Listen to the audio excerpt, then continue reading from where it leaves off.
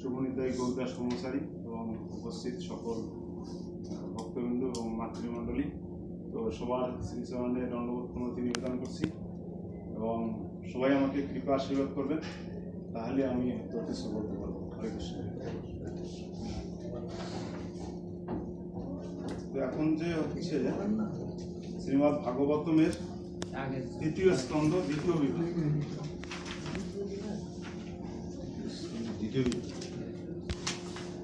দ্বিতীয় বিভাগ ব্রহ্মাণ্ডের সর্বদিকে হিরণ্যক্ষের বিজয়,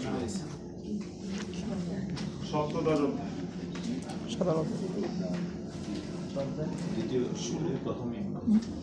এই অধ্যায়ের শুরু করার আগে তো আমরা ইতিমধ্যেই তৃতীয় স্কন্ধের যে প্রথম ভাগ আমরা শেষ করে এসেছি।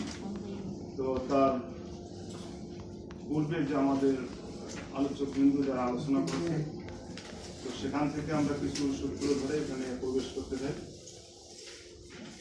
তো এর আগে আমরা এই যে হিরণ্যক্ষ এবং হিরণ্যকশিপু, তো তারা কিভাবে আসলেন এবং জয় বিজয় স্বর্গের যারা দ্বারপাল ছিলেন, তো তারা কিভাবে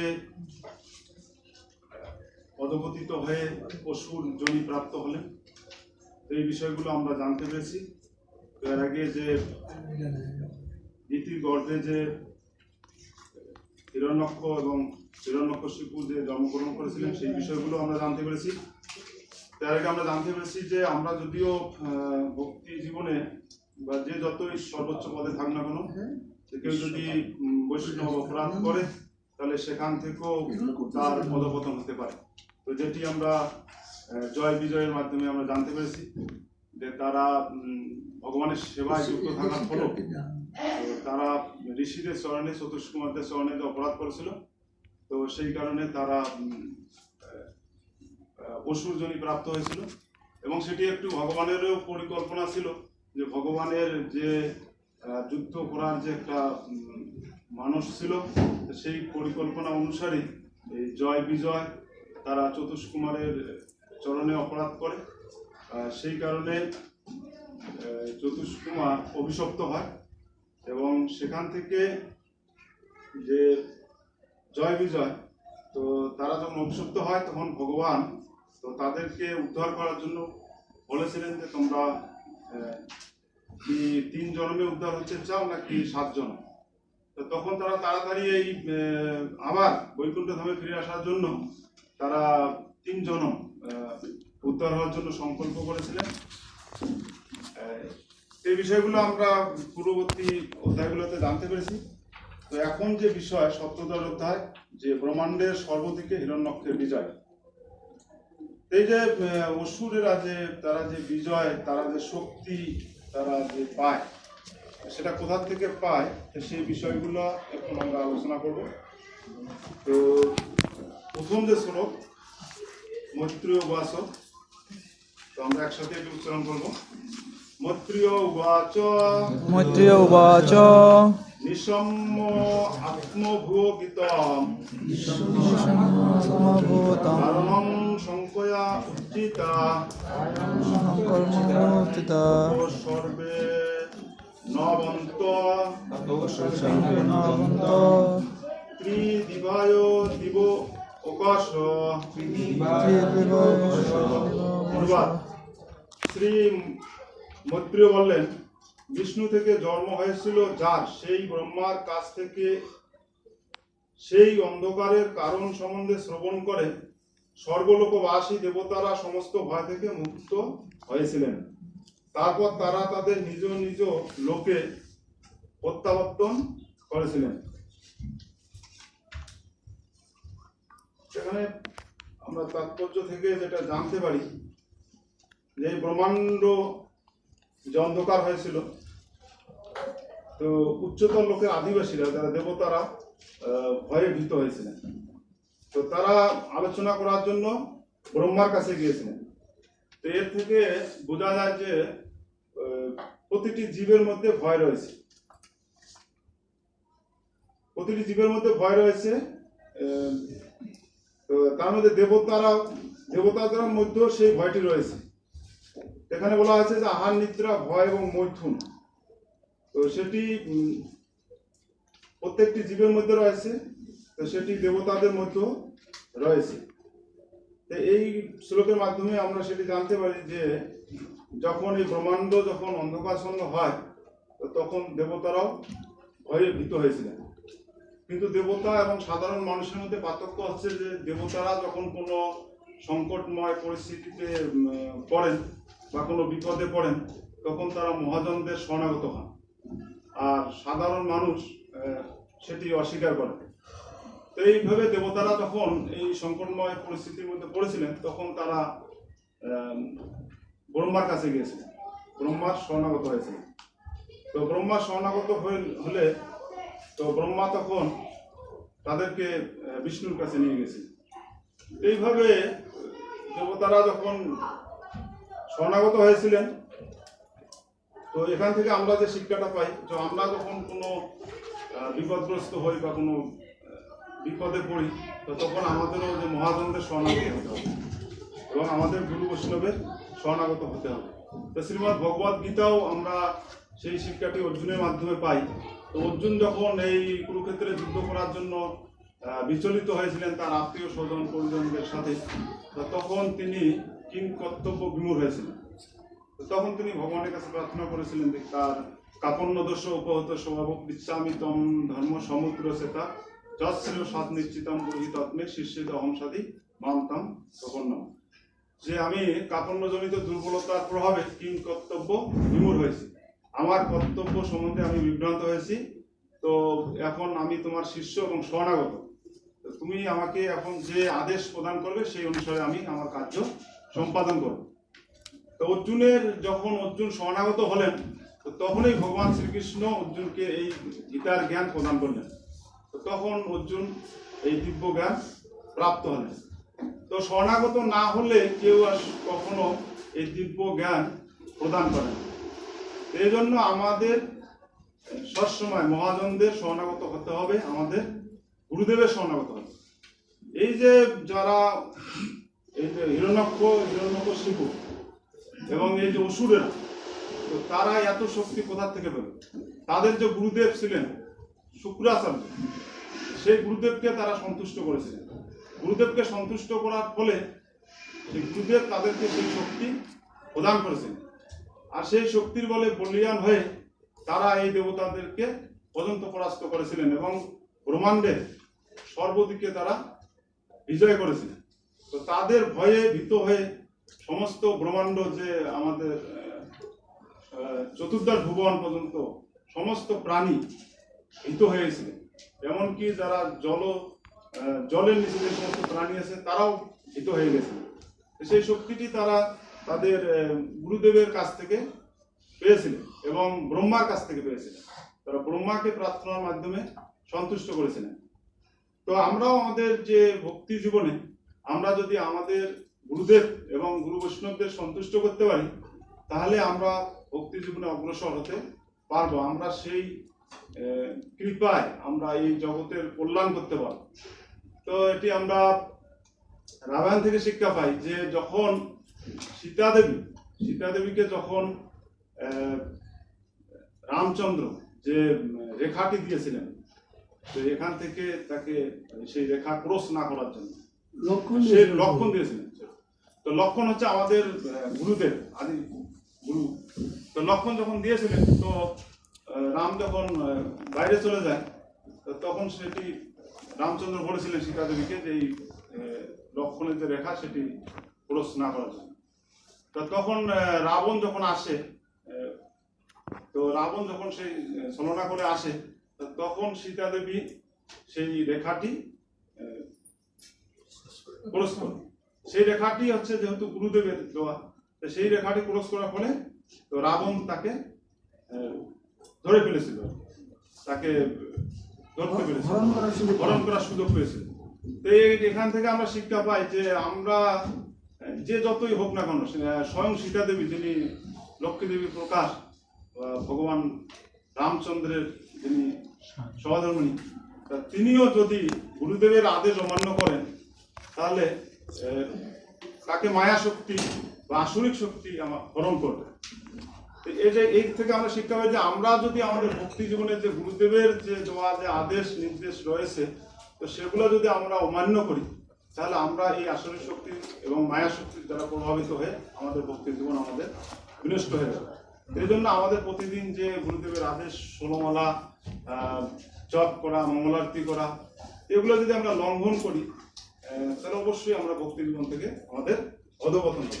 এখান থেকে আমরা শিক্ষা পাই যে এই শ্লোকটি থেকে যে আমাদের অবশ্যই গুরুদেবের শরণাগত হতে হবে। তো তারপরে শ্লোক ওবরা পড়ে। সাধ্বী রমণী দিতি তার গর্ভজাত সন্তানদের থেকে দেবতাদের উপদ্রব আশঙ্কা করে এবং তার পতির কাছ থেকেও সেই ভবিষ্যৎবাণী শ্রবণ করে অত্যন্ত উদ্বিগ্ন হয়ে শতবর্ষর পূর্ণ হলে 2টি যমজ পুত্র প্রসব করলেন।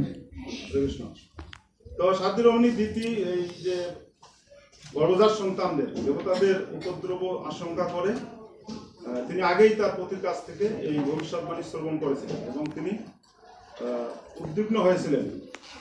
উদ্বিগ্ন হওয়ার ফলে 100 বৎসর পূর্ণ হলে 2টি যমজ পুত্র প্রসব করে। তারপরে শ্লোক মাতাজিরা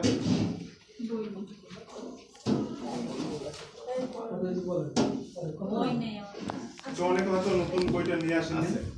সেই সন্তানদের ভূমিষ্ঠ সন্তানদ্বয় ভূমিষ্ঠ হলে স্বর্গলোকে, ভূলোকে ও অন্তরিক্ষে নানা রকম ভীতিপ্রদ ও আশ্চর্যজনক প্রাকৃতিক দুর্যোগ দেখা দিতে লাগলো। যেহেতু সেই সন্তানরা ছিল আসরিক সম্পূর্ণ, তো যখন এই পৃথিবীতে কোনো আসরিক ভাবাপন্ন ব্যক্তির জন্ম হয়, তখন স্বর্গলোক, ভূলোক এবং অন্তরিক্ষে নানা রকম প্রাকৃতিক দুর্যোগ দেখা যায়। তারপরে শ্লোক 4 নম্বর। তখন পর্বত সহ পৃথিবী কম্পিত হচ্ছিল এবং মনে হয়েছিল যেন সর্বত্র আগুন জ্বলছে। উল্কা, কেতু এবং বজ্রপাত সহ শনি আদি বহু অমঙ্গলজনক গ্রহ তখন উদিত হচ্ছে। এখানে প্রভুপাদ তাৎপর্য করছেন যে যখন কোনো গ্রহে প্রাকৃতিক গোলযোগ দেখা যায়, তখন বুঝতে হবে নিশ্চয় কোনো দৈত্যের জন্ম হয়েছে। বর্তমান আসুরিক ভাবাপন্ন মানুষদের সংখ্যা বৃদ্ধি পাচ্ছে, তাই প্রাকৃতিক বিপর্যয় বৃদ্ধি পাচ্ছে। সেই সম্বন্ধে কোনো সন্দেহ নেই, যা আমরা এই ভাগবতম থেকে জানতে পারি। তো আমরা বর্তমান পরিস্থিতি থেকে অনুমান করতে পারি যে বর্তমান সারা পৃথিবী জুড়ে যে প্রাকৃতিক যে বিপর্যয়, মানুষের যে কলহ, যে দণ্ড, যে সংঘাত, সেটি হওয়ার কারণ হচ্ছে বর্তমানে যে আসরিক শক্তি বৃদ্ধি পাচ্ছে। সেই কারণে তো যখন এই শিশু দুটি যখন জন্মগ্রহণ করেছিল, তখন এইভাবে পৃথিবীতে এই লক্ষণগুলো দেখা গিয়েছিল। পৃথিবী কম্পিত হয়েছিল, সর্বত্র আগুন, বজ্রপাত, শনি অমঙ্গলজনক যে লক্ষণগুলো দেখা গিয়েছিল। এবং যখন কোনো আমরা দেখি যে যখন কোনো ভক্তের জন্মগ্রহণ হয় বা যখন ভগবান যখন এই পৃথিবীতে যখন আবির্ভূত হলেন, তখন যে মঙ্গলজনক যে বিষয়গুলো পরিলক্ষিত হয়েছিল। তো তারপরে শ্লোকে আমরা যাব 5 নম্বর শ্লোকে প্রভুরা পড়েন। অনুবাদ। স্পর্শ দুঃখকর বায়ুসমূহ প্রবল জটিকাকে সৈন্য এবং ধূলিসমূহকে দজা করে, বিশাল বৃক্ষরাজি সমূলে উৎপাদন করে প্রচন্ডভাবে গর্জন করতে করতে প্রবাহিত হতে লাগে। হরে কৃষ্ণ। তো তখন কি হলো যে তখন যখন ঘূর্ণিঝড়, প্রচন্ড গরম, তুষারপাত, প্রবল ঝড়ে বটবৃক্ষ উৎপাদন ইত্যাদি প্রাকৃতিক উপদ্রব দেখা যায় এবং আসরিক জনসংখ্যা বৃদ্ধি পাচ্ছে এবং তার ফলে প্রাকৃতিক উপদ্রব দেখা দিচ্ছে। পৃথিবীর অনেক দেশে আজও এই সমস্ত দুর্যোগ বর্তমান।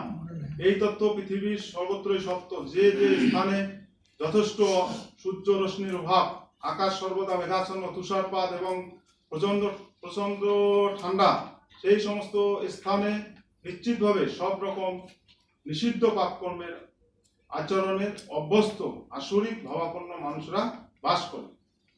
তো আমরা এখান থেকে দেখতে পাই যে সারা পৃথিবীর মধ্যে যে পাশ্চাত্য যে দেশগুলা, তো সেগুলোতে যে অবাধে যে যৌনাচার বা নিষিদ্ধ পাপকর্ম হয়ে থাকে, তো সেই সমস্ত দেশে দেখা যায় যে প্রচণ্ড গরম এবং প্রচণ্ড শীত বা মরুভূমি বা জলের অভাব, এই বিষয়গুলো পরিলক্ষিত হয়।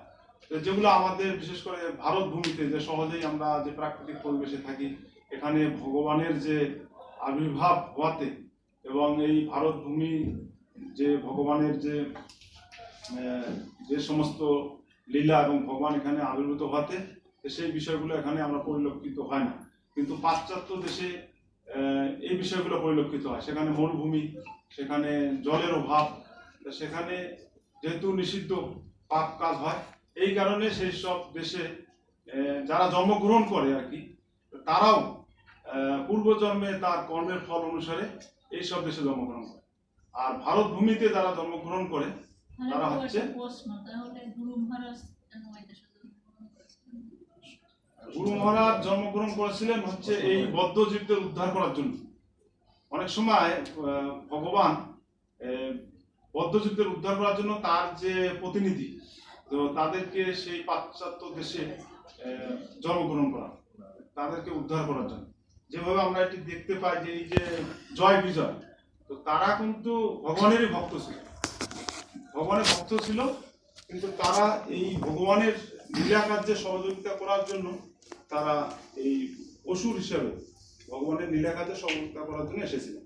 তো গুরু মহারাজও এই বদ্ধজীবদের উদ্ধার করার জন্য পাশ্চাত্য দেশে জন্মগ্রহণ করেছিলেন। তো এই শ্লোক থেকে আমরা যে শিক্ষাগুলো পাচ্ছি, যে বিশেষ করে আমরা আমাদের কর্মফল অনুসারে বিভিন্ন দেশে জন্মগ্রহণ করি। এই জন্য বলা হয়েছে শাস্ত্রে যে ভারত ভূমিতে হইল মনুষ্য জন্মজাত, জন্ম সার্থক করি বড় উপকার। তো ভারত ভূমিতে আমাদের যাদের জন্মগ্রহণ হয়েছে, নিজের জন্মকে সার্থক করে আমাদের যে দায়িত্ব হচ্ছে বড় উপকার করা। তারপরে 6 নম্বর শ্লোকে আমরা মাতাজিরা একজন সেই সময় বিদ্যুৎ রূপ অপ্র হাস্যযুক্ত মেঘরাশির দ্বারা নভমণ্ডলের জ্যোতিষ্কর সমূহ আচ্ছাদিত হবে, সর্বত্র অন্ধকারাচ্ছন্ন হওয়ার ফলে তখন আর কোনো কিছুই দেখা যাবে না। তো সেই সময় বিদ্যুৎ স্বরূপ অষ্টহাস্যযুক্ত মেঘরাশি নবমণ্ডল জ্যোতিষ্ক সমূহ আচ্ছাদিত হবে। তো সেই সময়টা কিরকম হলো সেই লক্ষণগুলো এখানে বর্ণনা করা হচ্ছে, যে অন্ধকারে আচ্ছন্ন হয়ে গেছিল এই দুই অসুরের যখন এই জন্মগ্রহণ হয়। তারপরে আমরা 7 নম্বর শ্লোকে পড়বো। প্রভু একটু বলেন। শ্লোক 7 অনুবাদ।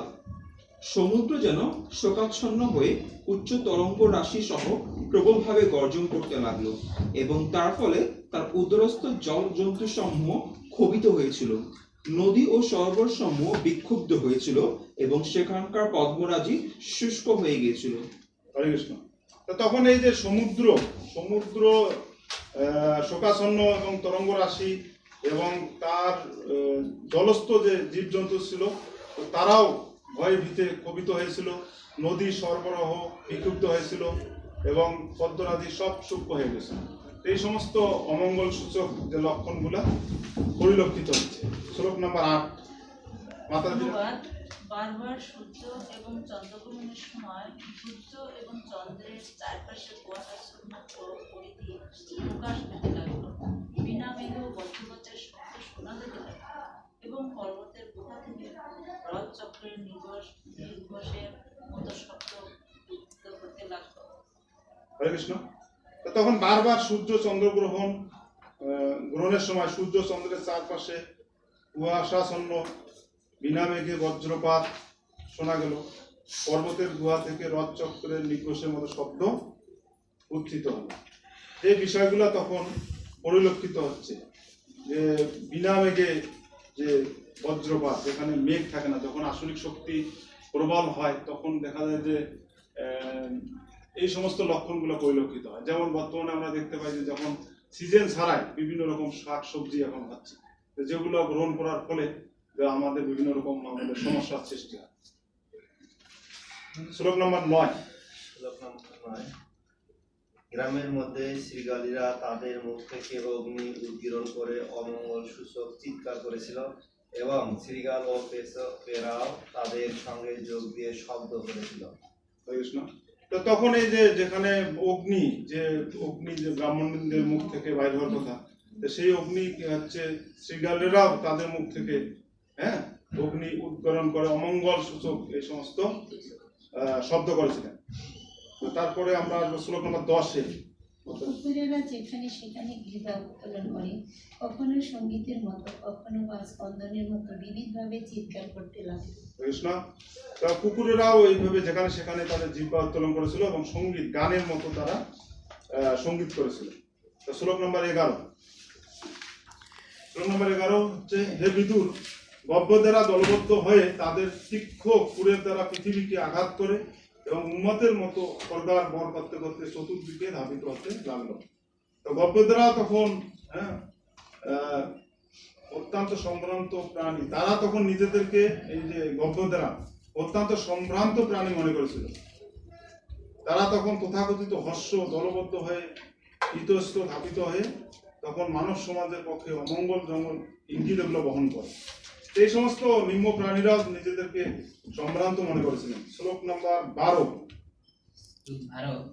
গর্ধবের খাখার শব্দে ভীত হয়ে পাখিরা শব্দ করতে করতে তাদের নিয়োগ থেকে উড়ে গেল এবং গোশালায় ও অরণ্যর পশুরা ভীত হয়ে বারবার বিষ্ঠা ও মূত্র পরিত্যাগ করতে লাগলেন।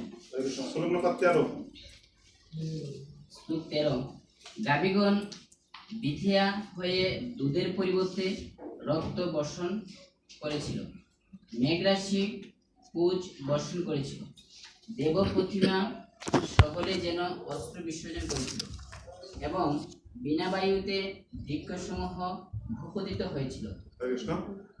তো তখন যে গাভীরা যেখানে দুধ দেওয়ার কথা, যে দুধ খেয়ে মানুষ পুষ্টি সাধন করে, তারা দুধ না দিয়ে তখন রক্ত বর্ষণ করেছিল, মেঘ রাশি পুষ বর্ষণ করেছিল।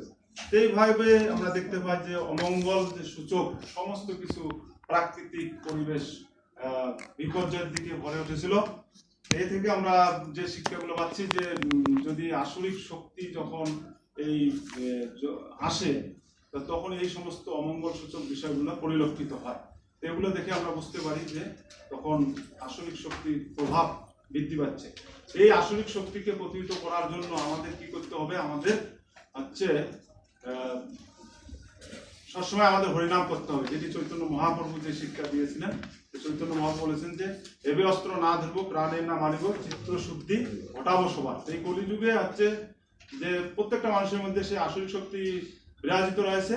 তো আমরা যদি হরিনাম করি তাহলে আমরা সেই আসরিক শক্তিকে প্রতিহিত করে সেই শুদ্ধ ভক্তি এবং সমস্ত পৃথিবীতে আমরা ভগবত ভক্তি সাধন করতে পারি। হরে কৃষ্ণ। জয় শ্রীকৃষ্ণ চৈতন্য নিত্যানন্দ শ্রী অদ্বৈত গদাধর শিবসতী গৌর ভক্ত। হরে কৃষ্ণ হরে কৃষ্ণ কৃষ্ণ কৃষ্ণ হরে হরে, হরে রাম হরে রাম